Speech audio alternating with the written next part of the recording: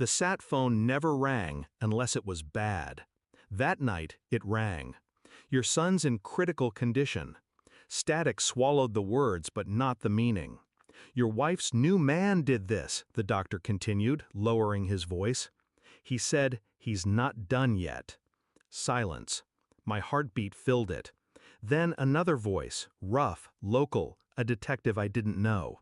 If you want justice, you've got 6 hours. The whole town's with you.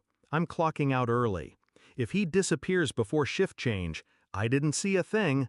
The line went dead. 6 hours.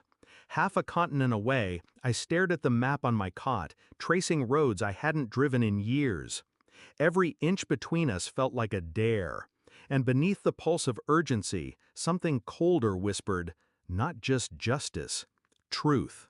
Because if she let this man into my son's life, into my home, then there was more rot under the surface than blood on the floor. I'd been gone 8 months. Letters had been short. Calls shorter.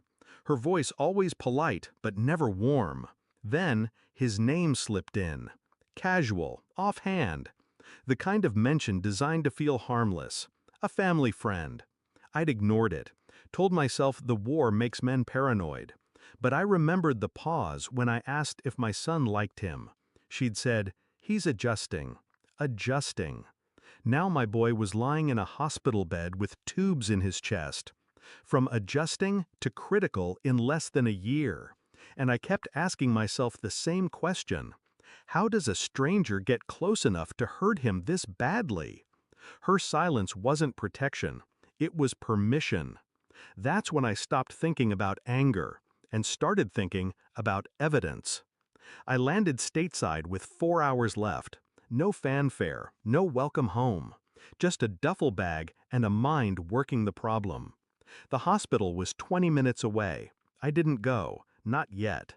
Instead, I drove past our old street. His truck was there, parked in my driveway. The curtains drawn, except for the upstairs light. Her room. I circled once, memorized the plate. Texted a friend still on the force. Run this. The reply came quick. Multiple arrests. Assault. Stalking. Restraining orders. And one open investigation involving a woman who had refused to cooperate.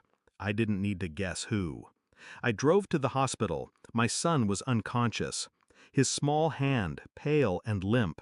Machines breathed for him. A nurse slipped me his belongings. In the pocket of his jeans, a folded receipt. 2 milkshakes. One child-sized, one large. Yesterday. The name on the card? Not hers. His. That told me enough. He'd been alone with my son. More than once. Which meant her betrayal wasn't about neglect. It was about trust. The wrong kind. The detective met me in the parking lot, off the books. He handed me a thin manila folder.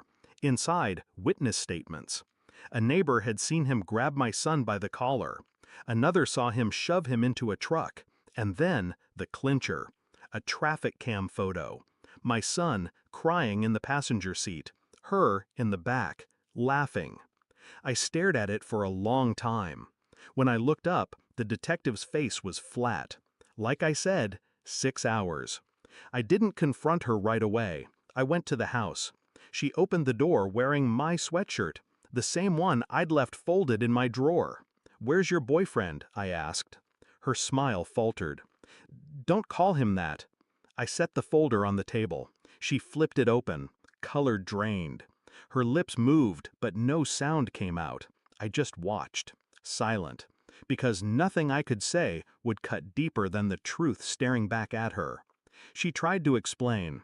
Words about misunderstandings, about being lonely, about him being good with kids most of the time. I let her speak, let her burn every last excuse. Then I told her exactly how long she had. Not 6 hours, not any more. 15 minutes, I said, to pack. You're done here. When you walk out that door, you don't come back. Not for him, not for me, not for anything. She didn't believe me, until I told her the bank accounts were already locked, the deed already transferred, custody papers already waiting for my signature. Her eyes widened. "You planned this?" I smiled. From the moment the phone rang. She left with a suitcase and no destination. I didn't watch her go. I was already on my way back to the hospital. My boy would wake up to me there, not her. In war, they teach you that hesitation gets people killed. At home, it just lets the rot spread. I'd cut it out. Completely. The detective's words echoed in my head. If he disappears before shift change, I didn't see a thing. I knew where the man was, but now so did the whole town. By morning, one of us would be gone, and it wasn't going to be me.